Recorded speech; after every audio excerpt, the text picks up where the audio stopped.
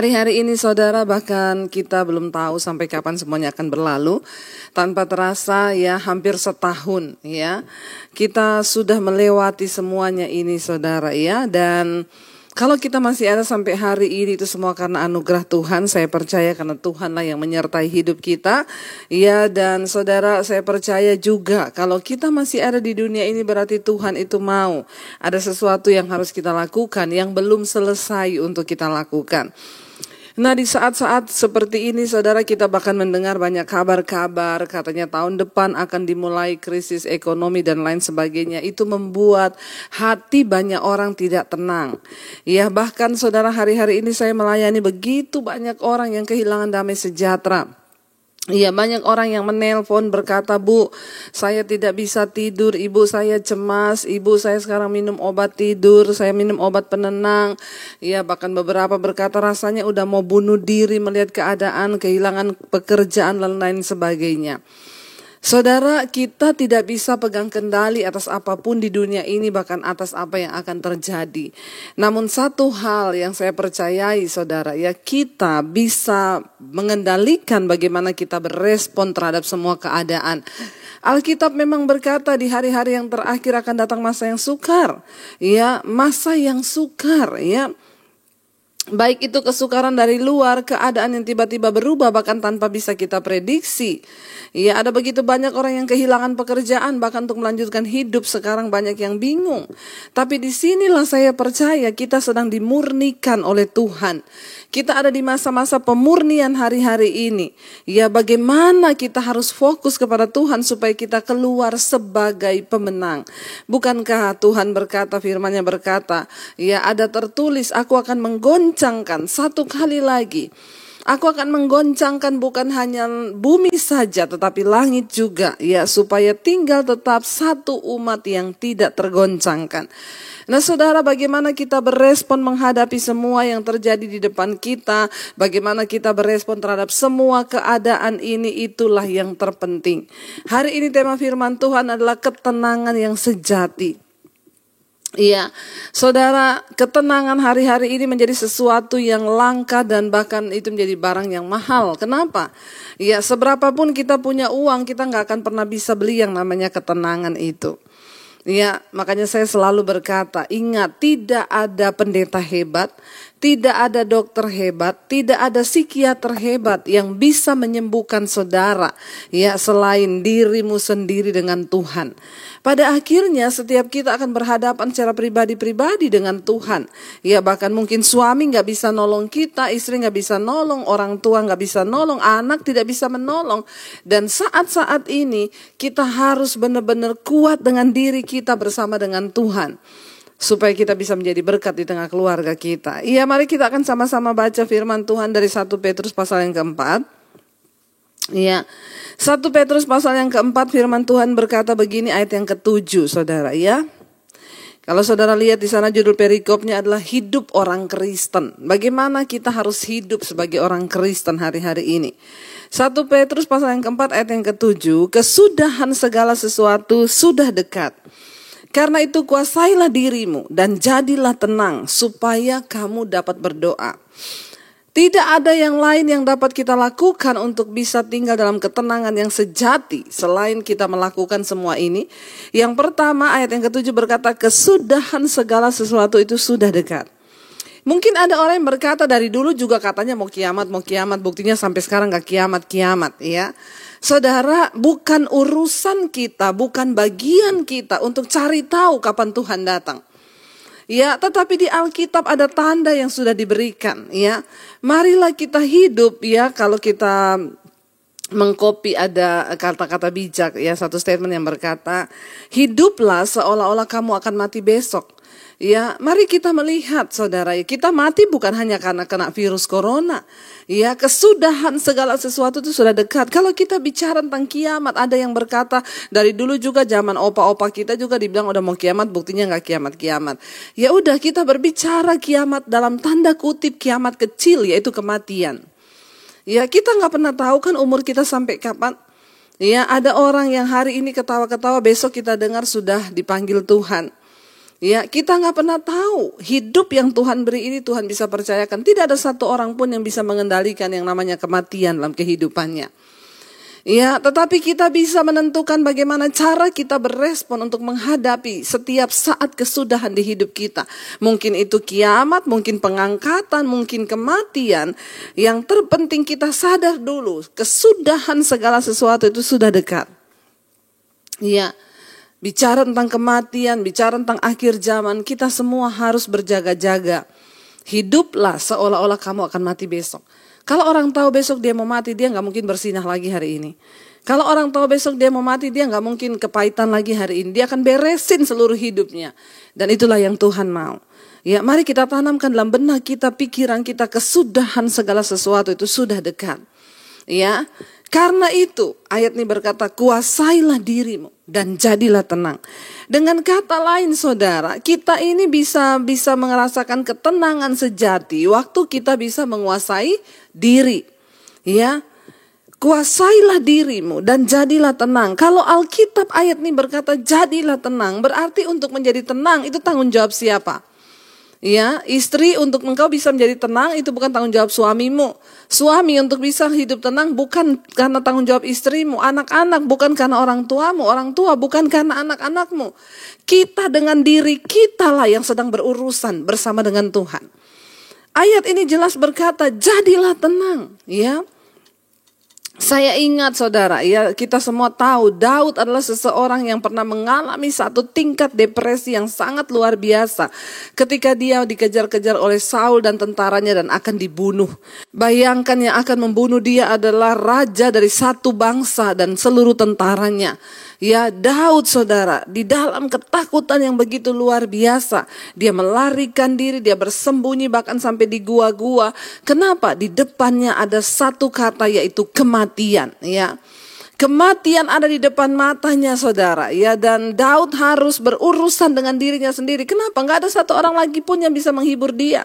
Ada kalanya Tuhan izinkan dalam hidup ini tidak ada satu orang pun yang bisa menghibur kita lagi. Entah suami, istri, anak, orang tua, bahkan pendeta sekalipun, psikiater sekalipun. Ya, ketika Daud mengalami tekanan yang begitu berat itu, Daud menetapkan sebuah keputusan dalam dirinya untuk dia mencari Tuhan. Makanya kalau kita baca kitab Mazmur di sana banyak Daud berkata, hanya dekat Allah saja aku tenang, daripadanya lah keselamatanku. Dia gunung batu, ya. Hanya dekat Tuhan saja aku mendapatkan kekuatan. Daud menulis itu adalah curahan hati. Ya, karena dia menyadari saudara, pada akhirnya kita sendirilah dengan Tuhan yang harus berurusan. Kita gak bisa mengandalkan siapapun. Ayat ini berkata, karena itu kuasailah dirimu, jadilah tenang. Daud menenangkan dirinya sendiri. Dia berkata, hai jiwaku, mengapa engkau gundah gulana dan tertekan di dalam diriku? Ya saudara, walaupun engkau pergi ke psikiater hari-hari ini, mungkin psikiater cuma bisa beri engkau obat untuk menenangkan otot dan syarafmu lalu engkau tertidur. Tapi ketenangan yang sejati itu berasal dari sebuah kebangunan rohani dalam diri kita, jiwa yang diisi oleh firman. Dan firman itu yang mengendalikan seluruh hidup kita. Sehingga Daud membuktikan, dia berkata, hai jiwaku, mengapa engkau gundah? Pujilah Tuhan. Ingatlah bahwa Tuhan itu baik. Ya, itu yang dikatakan jadilah, kuasailah dirimu dan jadilah tenang. Kita harus memerintahkan diri kita untuk tunduk pada firman.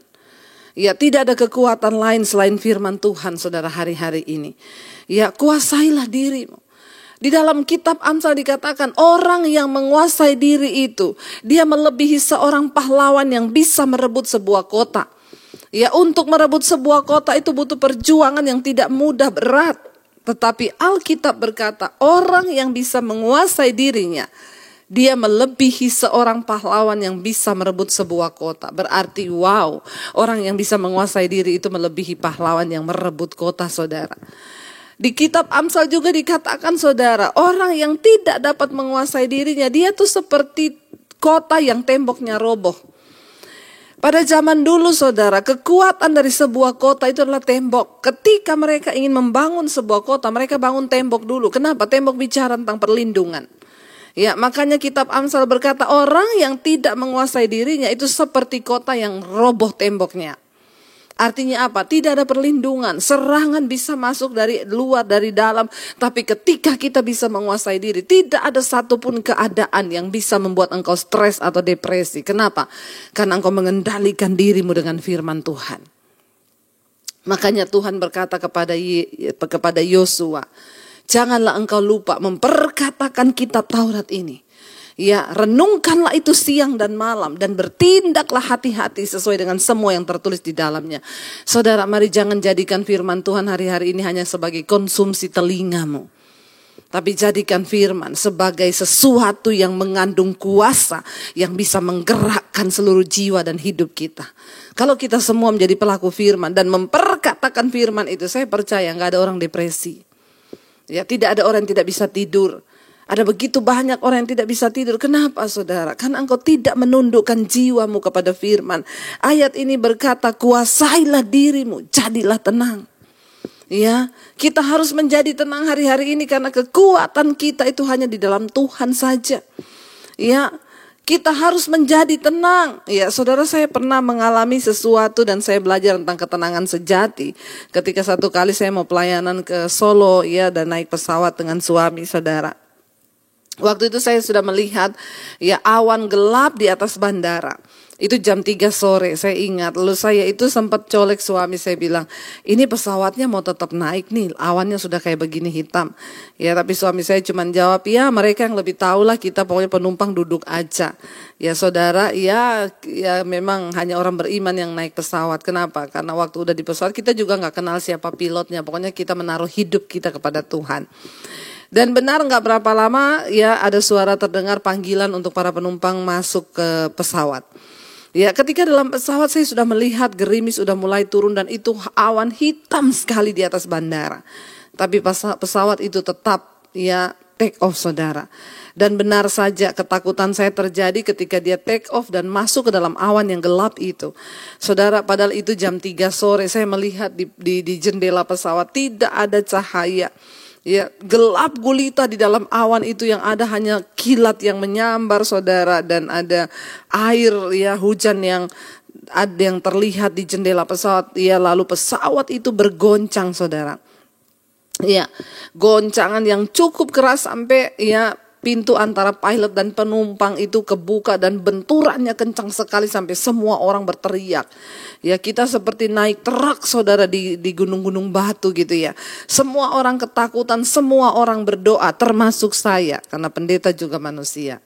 Punya rasa, punya hati, jangan samakan dengan pisau belati ya.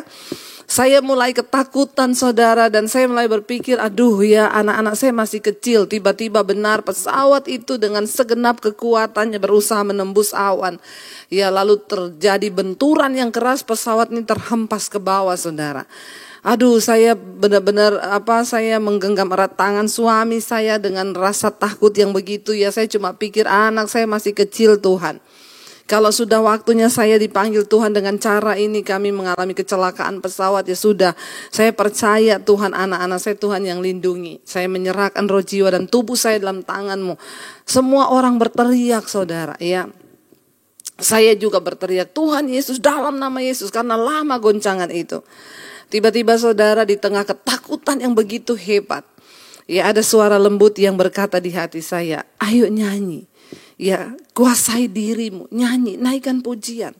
Ketakutanmu tidak akan mengubah keadaan ini. Ya, tetapi kamu bisa mengontrol bagaimana kamu bisa berespon terhadap semua keadaan yang buruk sekalipun. Ya, lalu saya mulai ya nyanyi, saudara. Ya, saya ingat banget waktu itu saya nyanyi, di saat badai bergelora, ku akan tenang bersamamu. Bapa, Kau Raja atas semesta, ku tenang sebab Kau Allahku. Pesawat itu masih bergoncang, semakin bergoncang saya semakin kencang nyanyi. Di saat badai bergelora. Ya, lalu saudara, tiba-tiba ya pesawat itu terus naik, lalu dia menembus awan yang hitam itu, dan terang benderang, cuacanya cerah, tidak ada mendung sama sekali, dan ya benar-benar tenang di atas udara itu. Ya, dan semua orang bernafas lega, saudara ya. Lalu saya mendengar satu suara yang berkata di hati saya, ketenangan sejati itu berada di tengah badai. Kalau semua keadaan lagi baik lalu kamu tenang, itu biasa. Ya, kalau uangmu lagi banyak kamu tenang, orang dunia pun sama. Kalau keluargamu lagi baik-baik saja, kamu tenang, itu semua biasa. Waktu suamimu lagi baik-baik saja dan kamu tenang, semua orang juga sama. Tetapi ketika semua keadaan terbalik saudara. Ya, waktu keuanganmu sedang digoncang dan engkau berusaha tetap tenang di dalam Tuhan, itu yang luar biasa. Ketika rumah tanggamu sedang digoncang tapi kamu tetap tenang dan mempercayai janji Tuhan, itu yang luar biasa. Saat kesehatanmu mungkin sedang diuji, engkau sedang sakit hari-hari ini dan engkau tetap tenang, itu yang luar biasa. Di saat dunia sedang bergoncang dengan segala kemelut pandemi dan orang yang kehilangan pekerjaan, isu tentang krisis ekonomi yang akan terjadi, dan kita tetap tenang karena mempercayai firman Tuhan, itu yang luar biasa saudara. Ya, ketenangan sejati itu berada di tengah badai. Ayat ini berkata, kuasailah dirimu dan jadilah tenang. Tidak ada orang lain. Ketenangan sejati itu muncul dari dalam, bukan keadaan yang dari luar. Ya, dengan kata lain, ya bukan bahagia yang bisa bikin kita bersyukur, tapi bersyukur yang bisa bikin kita bahagia. Ini sesuatu yang dari luar. Kalau bahagia yang membuat kita bersyukur, berarti keadaan di luar dulu. Ya, terlihat bahagia baru kita bisa bersyukur. Tapi kalau bersyukur membuat kita bahagia, ini sesuatu yang keluar dari dalam. Nah, kebahagiaan dan ketenangan sejati itu sifatnya sesuatu yang keluar dari dalam, ya. Dan Tuhan mau saudara, kita semua menjadi tenang. Kenapa? Karena kita punya janji firman Tuhan. Jadilah tenang, kata ayat ini, supaya kamu dapat berdoa. Saudara, doa adalah kekuatan kita, doa adalah nafas hidup orang Kristen, doa adalah cara satu-satunya kita membangun hubungan kita dengan Tuhan. Tetapi ya, ketika kita berdoa dengan rasa yang tidak tenang, maka doa kita tidak akan dijawab oleh Tuhan. Waktu engkau tidak tenang, kuasai dulu dirimu, jadilah tenang supaya kamu dapat berdoa. Ya, ayat ini mengandung arti yang luar biasa. Kenapa kita harus tenang? Supaya kita dapat berdoa. Orang yang gak tenang itu gak bisa berdoa, gak fokus. Makanya banyak yang tanya, Bu, saya doa itu kenapa gak fokus? Ya karena kamu gak tenang. Tenangkan dulu pikiranmu, tenangkan dulu hatimu. Dengan kata lain, orang yang tenang dan berhasil menenangkan dirinya dengan firman, itu adalah orang yang beriman. Dan doa yang berkuasa adalah doa orang benar yang dinaikkan dengan rasa percaya sungguh kepada Tuhan. Hanya orang yang tenang yang memiliki iman. Tanpa ketenangan, engkau tidak memiliki iman. Orang yang tidak tenang berarti dia tidak mempercayai Tuhan. Kenapa saudara? Kita harus tenang dulu baru bisa berdoa. Karena doa orang yang tenang itu yang dinaikkan dengan iman. Ya, karena Alkitab berkata di dalam Yakobus, kalau engkau meminta sesuatu kepada Tuhan, mintalah dengan iman, jangan bimbang hatimu. Sebab orang yang bimbang itu seperti gelombang laut yang diombang-ambingkan kian kemari, dan orang seperti itu tidak akan menerima apapun dari Tuhan. Kalau kita berdoa, mari kita percaya, hanya orang tenang yang bisa mempercayai Tuhan. Saya percaya saudara, ya kita semua tentu mungkin hari-hari ini sedang ada di dalam badai. Tapi ingat, ketenangan sejati itu berada di tengah badai. Mari kita mau renungkan firman ini. Biar kita mau berkata, Tuhan, kami percaya di saat badai bergelora dalam hidup kami, saat badai bergelora dalam rumah tangga kami tetap mau percaya bahwa Tuhan, Engkau yang pegang kendali atas hidup kami. Kami mau membangun hubungan kembali dengan Tuhan. Karena kami tahu kekuatan kami hanya di dalam Engkau dan firman-Mu saja. Kami bawa seluruh hidup kami hari ini Tuhan. Kami membawa seluruh hati kami pada Tuhan hari ini. Untuk kami sungguh-sungguh mau merenungkan kebaikan Tuhan. Hai jiwaku, pujilah Tuhan, jadilah tenang hai jiwaku. Kami mau menguasai diri kami Tuhan, menjadi tenang supaya doa kami dijawab oleh Tuhan. Terima kasih, dengan iman kami mau berkata hari ini di hadapan Tuhan. Di saat badai bergelora,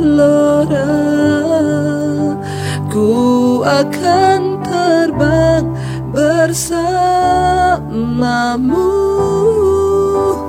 Bapa Kau Raja atas semesta. Ku tenang sebab Kau Allahku. Di saat badai bergelora, ku akan terbang bersamamu, Bapa Kau Raja atas semesta. Ku tenang sebab Kau Allahku.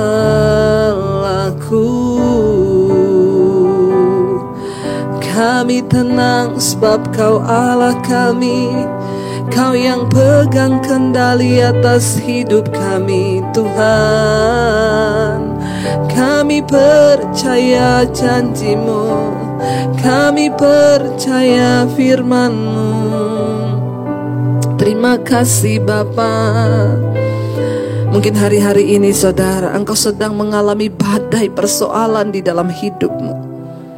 Mungkin engkau sedang berkata, Tuhan, aku sudah tidak sanggup lagi. Aku tidak bisa Tuhan melakukan apapun, bahkan untuk berdoa saja sulit. Dengar baik saudara, kitalah yang harus menenangkan diri kita, karena kita mempercayai firman Tuhan. Ini waktu-waktu pemurnian, jangan menyerah. Bangkitkan imanmu, kita masih punya Tuhan yang hebat. Orang yang bimbang hatinya tidak akan melihat mujizat Tuhan. Hanya ketika kita percaya pada Tuhan, kita akan melihat mujizat Tuhan. Mari angkat hatimu hari ini dan berkata, Tuhan, firman-Mu yang memberikan ketenangan di hidup kami. Kami mau belajar mempercayai Tuhan. Hamba berdoa untuk seluruh jemaat-Mu Bapa yang mereka mendengarkan firman saat ini. Tuhan memberkati kehidupan mereka. Tuhan, sedang ada badai Tuhan, kami percaya. Kami harus menenangkan diri kami, baru Tuhan dapat menenangkan badai itu. Engkau melatih kami melewati badai, karena hanya nahkoda yang pernah melewati badai mengarungi lautan yang akan disebut nahkoda yang hebat. Seorang pilot akan disebut pilot yang hebat ketika dia pernah mengatasi badai, mengalami badai, dan dia selamat dari badai itu. Tuhan sedang melatih kami menjadi orang Kristen yang kuat, menjadi prajurit-prajurit-Mu melewati badai kehidupan, agar iman kami keluar seperti emas yang dimurnikan. Berkati jemaat-Mu, berikan kekuatan kepada setiap mereka Bapa. Tuhan, Engkau yang pegang kendali atas setiap kehidupan kami. Berkati setiap kami Bapa. Bangkitkan yang goyah, yang lututnya goyah. Kuatkan yang mulai takut, yang lemah Engkau berikan keberanian. Untuk kami terus percaya pada janji Tuhan. Kami percaya kami akan melihat penyertaan dan pertolongan Tuhan. Kami tetap berdoa melepaskan berkat bagi bangsa dan negara kami Tuhan. Indonesia dalam kendali-Mu. Presiden Jokowi dan wakilnya, juga seluruh keamanan di dalam bangsa kami Tuhan yang pegang kendali. Di hari-hari yang terakhir ini, bawa terus kami semakin dekat dan dekat dengan Tuhan. Hanya melihat kepada firman-Mu saja Bapa, bukan yang lain. Bawa mata kami tertuju kepada Engkau. Terima kasih buat hari ini. Kami tahu firman Tuhan menguatkan kami. Tidak ada satupun yang terlewatkan. Kami membuka hati dan tangan kami untuk menerima berkat Tuhan. Diberkatilah Engkau dalam kehidupan-Mu, diberkati rumah tangga-Mu, diberkati pernikahan-Mu, diberkati kesehatan-Mu, diberkati keuangan-Mu. Tuhan, jadikan Engkau berkat bagi banyak orang. Hidup-Mu menjadi tanda bagi kemuliaan-Nya. Terimalah kiranya berkat dari Allah Bapa, cinta kasih Tuhan Yesus Kristus, penyertaan Allah Roh Kudus menyertai hidup-Mu dari malam hari ini, bahkan sampai kali yang kedua Tuhan Yesus datang menjemput kita semua. Di dalam nama Yesus, yang percaya diberkati Tuhan, katakan bersama, amin. Amin.